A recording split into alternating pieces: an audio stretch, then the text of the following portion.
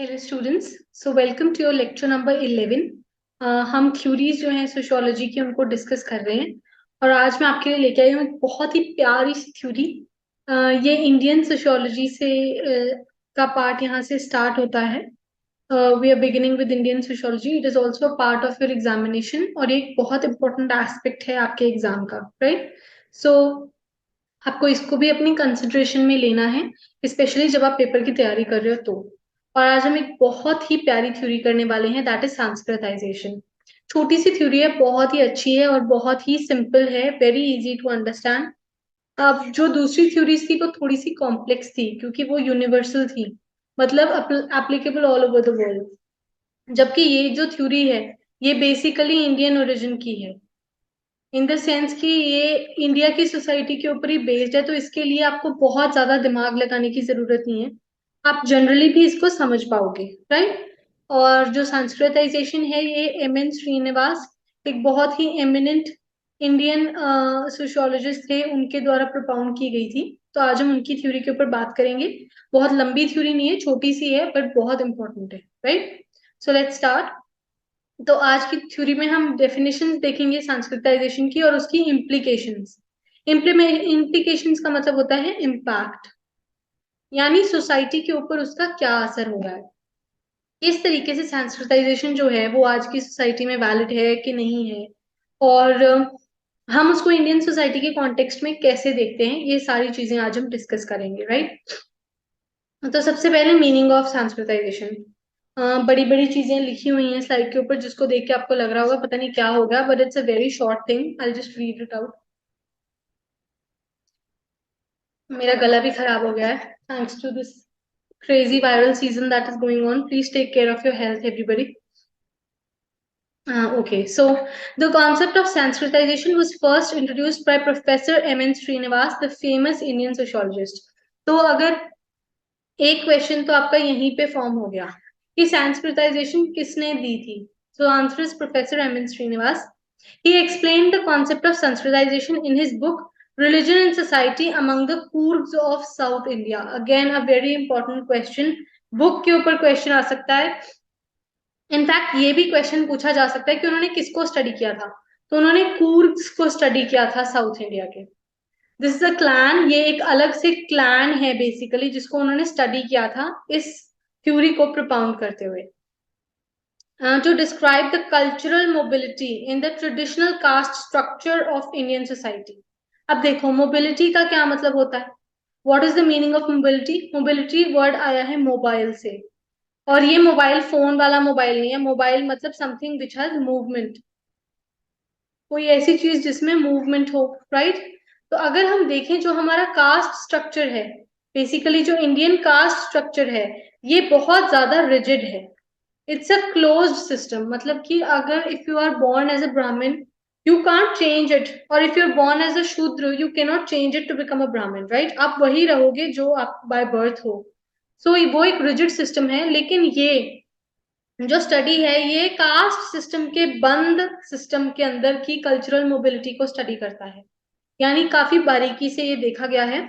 In his study of the Coorgs of Mysore, so Mysore के कूर्ग्स थे, he came to know that the lower castes were trying to raise their status in their caste hierarchy by adopting some cultural ideals of the Brahmins.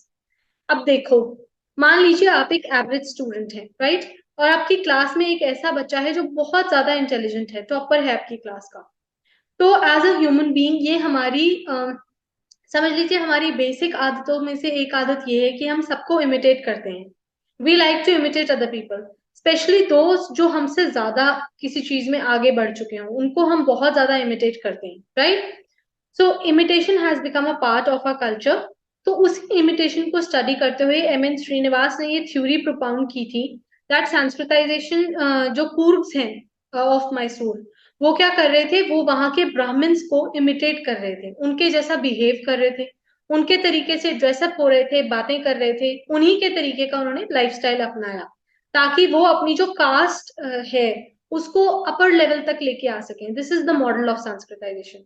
Basically ये इसकी foundation है, इसके आगे क्या है वो भी मैं आपको समझाऊंगी, but in general this is what Sanskritization is all about, right? So, as a result, they left some of their ideals which are considered to be impure by Brahmins. Now, another very important point, कुछ ऐसी practices हैं जिनको impure समझा जाता था, है ना? जैसे I don't know if some of you know this or not, but पहले जो घी था, घी से पकाया हुआ खाना सिर्फ ब्राह्मण ही खा सकते थे। तो एक शूद्र कभी भी घी से बना हुआ खाना नहीं खाएगा, उसका खाना जो है वो पानी में पका हुआ होगा, वाटर में बॉइल्ड होगा, यानी वो घी में पका हुआ नहीं होगा, राइट? इवन अगर वो अफोर्ड भी कर सकते हैं घी, तो भी वो घी वाला खाना नहीं खाएंगे, क्योंकि ये एक कल्चरल प्रैक्टिस थी जो बनाई गई थी, और ये समझा जाता था कि जो शूद्र हैं वो इम्प्योर हैं, इसलिए उनको यही जो आइडियल्स हैं वो फॉलो करने हैं। तो in order to break those rigid ties, what they did, उन्होंने ये आदतें बदल डाली, उन्होंने इन आदतों को छोड़ दिया और नई आदतों को अपना लिया, ताकि उनका जो कास्ट मोबिलिटी है उसको वो पॉसिबल कर सके, उसको वो और बेटर कर सके। To explain this process of mobility, Srinivas used the term Brahmanization, उसी को लेटर ऑन संस्कृताइजेशन बोला जाने लगा। Another very important question, Sanskritization का दूसरा नाम ब्राह्मनाइजेशन है, कई बार ये भी पूछ लिया जाता है, तो इसको याद रखना है, राइट? सबको इस बात को याद रखना है कि ये क्या है। ओके, चलो अब आगे चलते हैं। डिफाइनिंग संस्कृताइजेशन, श्रीनिवास ने बोला Sanskritisation is a process by which a lower caste और ट्राइब और any other group changes its customs, rituals, ideology and way of life in the direction of a higher or more often twice born caste. ये माना जाता है कि जो higher cast है ना वो ट्वाइस बॉर्न कास्ट है। सुनने में बहुत अजीब लगता है, पर ऐसा माना जाता है कि वो इतने प्योर हैं, इतने शुद्ध हैं कि उनका 2 बार जन्म होता है। Even I don't know what is the basis of this understanding and why this understanding was propounded so loudly in the society कि सारे लोग इस बात के ऊपर बिलीव करने लगे। लेकिन ये बात मानी जाती थी कि जो हायर कास्ट हैं वो ट्वाइस बॉर्न कास्ट हैं, right? They are twice born. आगे देखते हैं हम। अब कुछ कैरेक्टरिस्टिक्स हैं संस्कृताइजेशन के। देखो, हर चीज के कुछ ना कुछ कैरेक्टरिस्टिक्स होते हैं, बेसिक कैरेक्टरिस्टिक्स, राइट? तो उसी तरीके से संस्कृताइजेशन के भी कुछ कैरेक्टरिस्टिक्स हैं। सबसे पहला है Sanskritisation is the process of imitation in Indian society, इसमें इंडियन शब्द साथ में जुड़ा हुआ है। This process is native to India, इधर ही होता है ऐसा, ठीक है? The social status of an individual is fixed on basis of caste hierarchy. As we all know, ये हमारी सोसाइटी का एक रूल समझ लीजिए आप है कि हमारा जो बर्थ से ही हमें एक कास्ट से लिंक कर दिया जाता है, और उसी कास्ट के साथ ही हम अपनी सारी जिंदगी बता देते हैं। देर आर मेनी, एक मिनट, हाँ, there are many lower castes who suffer from economic, religious और social disabilities. ये हम देखते हैं बहुत सारी ऐसी लोअर कास्ट्स हैं जो बहुत ज्यादा परेशानियों के दौर से गुजरती हैं, बिकॉज उनके पास मौका ही नहीं होता कि वो अपनी जो जिंदगी है उसको सुधार सकें, right? So in order to improve the status, the lower caste people imitate the lifestyle of upper caste people. सबसे बड़ा कैरेक्टरिस्टिक क्या है संस्कृताइजेशन का? इमिटेशन। जो वो देखते हैं बड़े लोगों को करते हुए वही करते हैं। जैसे आप लगा लो, एक छोटा सा कस्टम है शादी, है ना? जिंदगी के हमारे एक छोटा सा कस्टम है शादी। तो उसमें क्या है, हर कोई अपने हिसाब से खर्चा करता है, राइट? शादी एक ऐसी जगह है जहाँ पे हर कोई it is personal to you, right? It's a personal process of your life. तो हर कोई उसमें उतना ही मेहनताना डालता है जितना वो डाल सकते हैं, या जितनी उनकी जेब अलाउ करती है ना? लेकिन क्या होता है, जब हम बड़े बड़े लोगों की शादियां देखते हैं तो हमारे अंदर भी, मन के अंदर ख्याल आता है कि हम भी ऐसी फिल्मी शादियां करें, है ना? हम इस बात को माने चाहे ना माने, but this becomes an interesting characteristic. जैसे आपकी आपकी कॉलोनी, आपकी स्टेट के किसी बहुत बड़े आदमी की शादी है, तो हम नोटिस करेंगे उन्होंने क्या चीजें पहनी, कैसी कैसी रस्में की, कहाँ से कपड़े बनवाए, किस तरीके की ज्वेलरी पहनी, और हम उसको इमिटेट करने की कोशिश करते हैं। वैसे ही जो लोअर कास्ट है वो अपर कास्ट को इमिटेट करती है अपने लाइफस्टाइल को चेंज करने के लिए। Then Sanskritisation is a process of cultural change towards twice born caste. Twice born caste कौन सी है? Higher caste. तो ये एक कल्चरल चेंज है, right? Sanskritisation is a process in which the lower caste adopt the cultural patterns of the higher caste to raise their status in the caste hierarchical order. In some societies, the lower caste people followed not only the customs of Brahmins but also the customs of locally dominant castes like Kshatriyas and Vaishyas. तो देखो अब जो शूद्र है वो चौथे number पे हैं, उनके ऊपर एक, दो और तीन, तीन कास्ट हैं, तो वो तीनों को इमिटेट करेंगे ना। एकदम से आप, अगर मैं बोलूं कि मिस्टर अंबानी ने अपनी बेटी की शादी करवाई और उसमें इतने पैसे खर्च किए, I can't go and tell my father कि आप भी 730 करोड़ रुपए खर्चो। That wouldn't be, that is not possible practically at all. तो क्या उस मैं क्या बोलूंगी, मैं बोलूंगी कि हमारी सोसाइटी के किसी बड़े बिजनेसमैन ने फॉर एग्जाम्पल 40 लाख या 50 लाख का खर्चा किया है शादी पे, तो मैं अपने पापा को बोलूंगी जाके फॉर एग्जाम्पल कि आप भी इतना खर्चा करो। हालांकि मैं कभी ऐसा बोलूंगी नहीं because this is an utterly stupid idea, but still just for explanation I am saying कि हम कई बार ऐसा कर लेते हैं, है ना। So this is what it is. Then Sanskritisation is helpful in the social mobility of lower caste. Social mobility होती है, in this process a caste is only trying to change the status not the social structure. Very important. अगर किसी cast को इस तरीके की feeling आती है कि वो हायर कास्ट को इमिटेट करके पूरे कास्ट की हायरार्की जो है उसमें चेंज ले आएंगे, ऐसा नहीं हो सकता। This is entirely not possible because ऐसे जो चेंज हैं वो बहुत ज्यादा मेहनत के बाद और बहुत ज्यादा रेवोल्यूशन के बाद ऐसे चेंजेस आते हैं। जैसे फॉर एग्जाम्पल अब आप इंटरकास्ट मैरिज की बात ले लो, अभी कुछ ही साल पहले तक ये एक टैबू था, है ना। यू वुडंट, आई मीन हम अपने रेयरेस्ट अपने सपने में भी नहीं सोच सकते थे कि कभी ऐसी भी कोई चीज हो सकती है, राइट। सो अब उसके अंदर भी चेंजेस आए हैं, लेकिन उसके लिए बहुत रेवोल्यूशन हुआ है, बहुत लोगों की जाने गई हैं, तब कहीं जाके इस बात को नॉर्मलाइज किया गया है। लेकिन ये अब भी इतना नॉर्मलाइज्ड नहीं है कि लोग इसके बारे में खुल के बात कर सकें, राइट। तो आप देख सकते हो कि कितना ज्यादा टैबू है कि हम अभी तक इसी बात के अंदर फंसे हुए हैं और इससे बाहर नहीं निकल पा रहे। इससे आप अंदाजा लगा सकते हो कि सोशल मोबिलिटी एक डिफरेंट चीज है और सोशल स्ट्रक्चर में चेंज आ जाना एक इंटायरली डिफरेंट बात है। दोनों को करना बहुत ज्यादा मुश्किल है। It's very difficult for anybody to suddenly change the social structure. Then Sanskritisation process also followed the tribals. Tribals ने भी इसको अपनाया। Sanskritization process is not only confined to caste people of Hindu society, it is also found among the tribal society. Tribes ने भी इस बात को follow किया, उन्होंने भी इस बात के ऊपर काम किया और सोचा कि हम भी अपनी जो इमेज है फॉर एग्जाम्पल उसको बेहतर बना सकते हैं। Then the concept of Sanskritization has also given rise to de-Sanskritization. Very very important. पहले सिर्फ Sanskritization थी, अब de-Sanskritization भी होने लग गया है। मतलब there are some instances in modern times where some of the higher castes are imitating behavior patterns of lower caste. कैसे? For example Brahmans have started taking meat and liquor, ये एक आम बात हो गई है आजकल, ऐसी चीजें भी होने लगी हैं, है ना। तो इसमें हम क्या देख पा रहे हैं, हम देख पा रहे हैं कि डीसैंस्क्रिटाइजेशन का जो प्रोसेस है वो भी चालू हो चुका है। ऐसी चीजें भी हो रही हैं कि जो हायर कास्ट है वो लोअर कास्ट को इमिटेट करना शुरू कर दे। इसी प्रोसेस को डीसैंस्क्रिटाइजेशन भी बोलते हैं। सो this is also very very important. Okay, तो ये कुछ कैरेक्टरिस्टिक्स थे। अब हम इनके इफेक्ट देखते हैं। हमें इंक कलर चेंज कर लूं। संस्कृताइजेशन इन सोशल फील्ड, सोसाइटी के हिसाब से अगर हम इसके चेंजेस को समझे तो क्या है। The social aspect of Sanskritisation is much more important from the view point of change. Change के हिसाब से ये काफी इंपॉर्टेंट चीज है।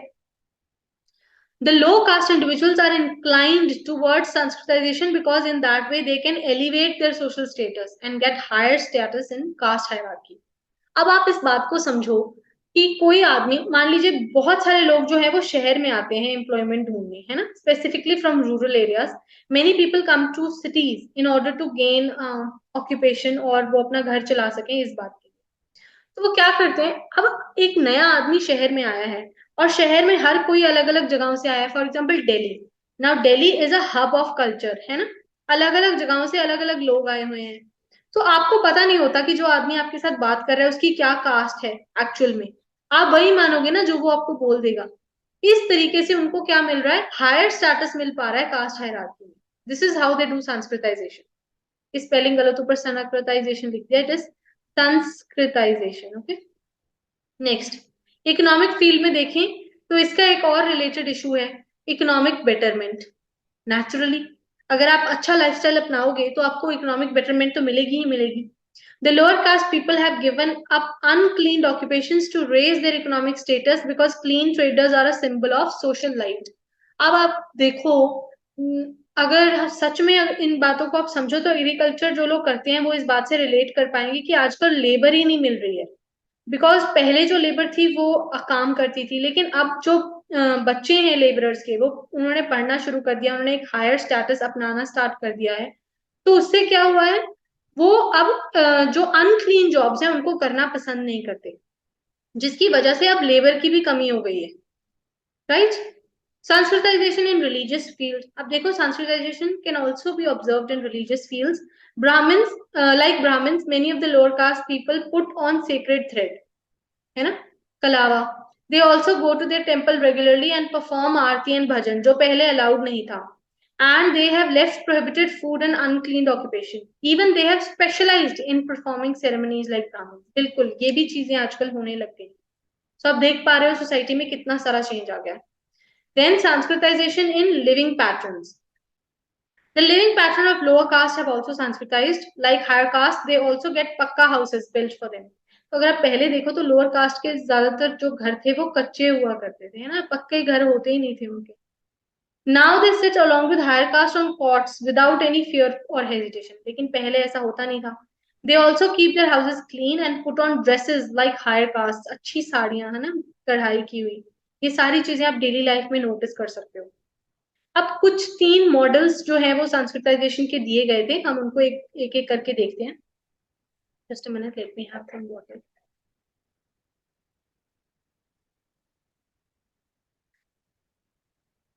क्लाइमेटाइजेशन इतनी हो चुकी है, it is just April and temperatures at my place have already risen up to 37 degree Celsius.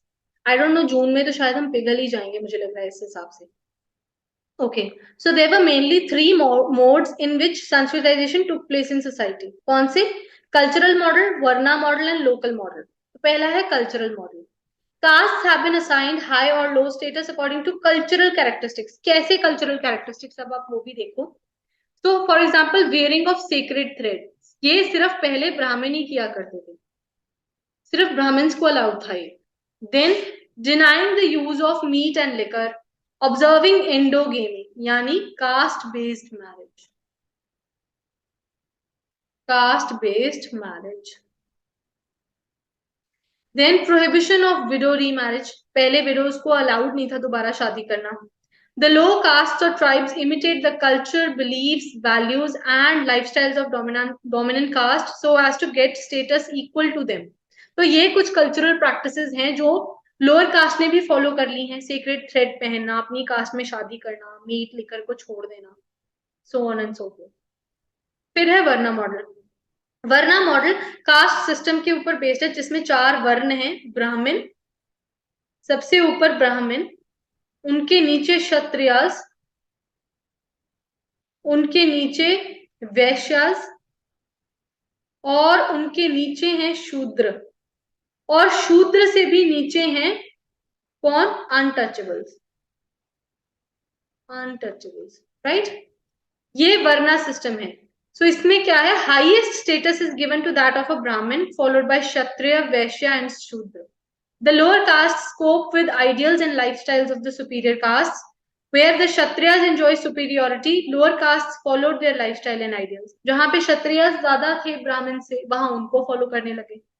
ऐसे ही जहां वैश्यास की सुपीरियोरिटी थी, वहां जो शूद्र थे उन्होंने वैश्यास को कॉपी करना शुरू कर दिया। और फिर है local model. In every area, some castes are considered to be more respectful than others on account of their economic power. For example मैं पंजाब से हूँ और यहाँ जो जट हैं वो बहुत हैं, जट्स, तो एवरीबडी इज इमिटेटिंग देम, जैसे हरियाणा में जाट हैं, है ना, like that. This caste can be refer to as the dominant caste. So the lower caste copies the lifestyle of local dominant caste in order to improve their status. Because naturally आपको अपने neighbours के साथ ही रहना है, तो उन्हीं के सामने आपकी जो इम्प्रूवमेंट है वो नजर आनी चाहिए, तभी फायदा है, राइट। अब एंड में हम इसकी कुछ क्रिटिक देखेंगे। हर थ्योरी के कुछ क्रिटिक्स होते हैं, इसके क्या क्रिटिक हैं?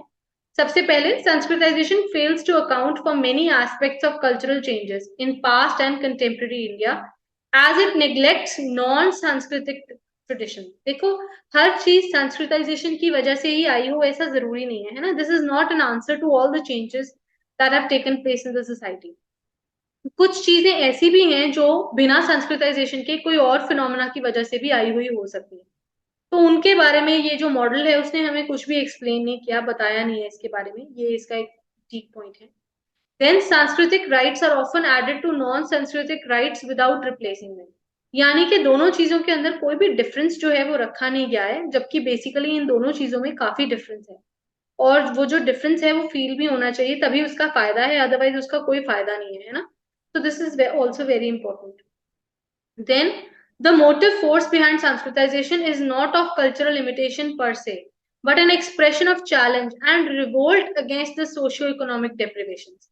अब देखो, श्रीनिवास जी ने ये बोला कि ये जो चीज है ये इमिटेशन है, कल्चर की जो है वो इमिटेशन की गई है ना.